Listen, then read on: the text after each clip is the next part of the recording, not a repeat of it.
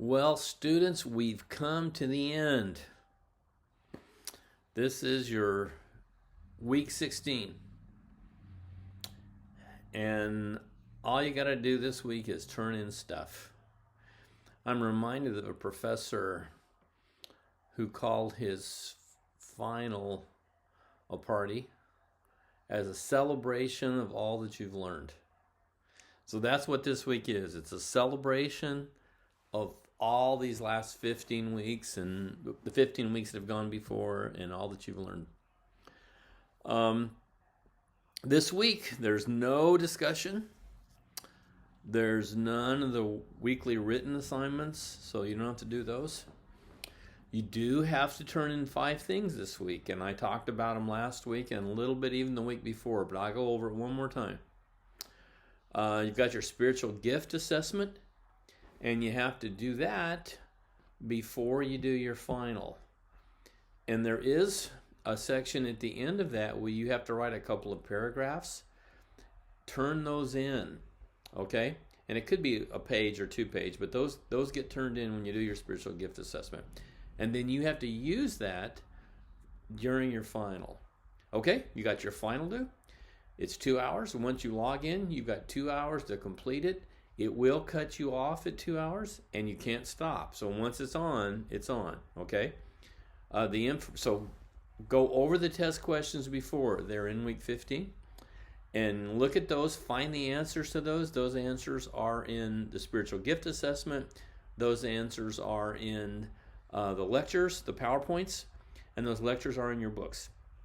Okay, the information is in your books. So use those sources, answer those questions. So it's an open book test, so you can use those notes to take the 2-hour test that's due Sunday night. Okay, it's when the class ends. Also this week, you have your peer reviews due. Now remember, I can't give anybody in the group a grade until everybody does it, because everybody gives everybody else a grade. So make sure you do that, make sure you do it on time, and make sure you be fair, okay? I know some students like to do work at the last minute, some of them like to do before, and so group assignments can be frustrating, but that's real life. In ministry, you're never doing it alone, and so turn in your peer evaluations. Then the 2 things you have to turn in that you're not graded on, but they're due. Number 1, your academic honesty statement, and you just cut and paste that into Moodle. That you have done all the work yourself, and this is a Christian college, right? We're studying scripture, so doing it all yourself is real important. And then the last thing you have to turn in is your course evals.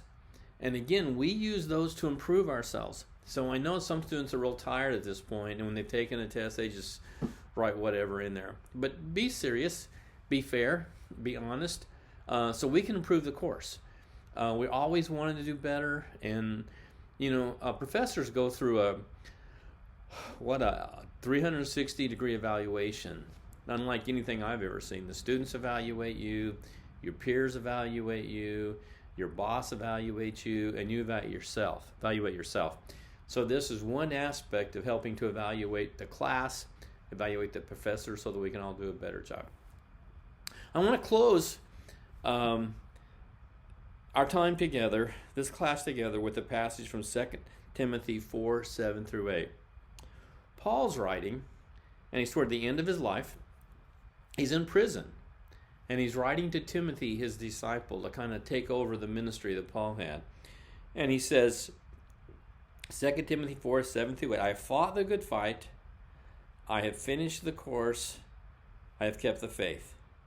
Now there is in store for me the crown of righteousness, which the Lord, the righteous judge, will award to me on that day, and not only to me, but also to all who have longed for his appearing. So Paul says, I finished my course, and the end of this is a crown that's waited for me and for all that love his appearing. There's a principle that's established here, and the principle is how you end determines what happens next. Right? How you end a job determines what happens next and what's available to you your next job. I had because I've been the vice president of the college, we've let people go for a number of reasons, sometimes just for financial reasons, for no other reason. They were good employees, we just couldn't afford the position. And I've had students end a job just really mad and angry, slam doors, say rude, mean things. And once they do that, you see what was really in the heart of the person, and you would never hire them back. But I've also seen employees who ended well, even in difficult times, who we wanted back because their hearts were right and they were good employees, and so we would bring them back in order to work there again. So how you end determines what happens next. How you end a relationship. If you end the relationship bad, it may close the door to anything else to do with that relationship, right? Even in class, how you end this class says something about your ability to be prepared for your next classes. The classes at life are stair steps, so each one is important, the information for the next set of classes that you take. So how you end sets the tone for how you're going to do in the next set of classes. Now, Paul's not talking about that. Really, he's talking about his life is coming to an end. And he prays three things, right? That they would fight the good fight, that they would keep the faith, and they would finish the race. And that's my prayer for you as we end this course. That you would fight the good fight, that you would finish the race, but most of all, that you would keep the faith. God bless you.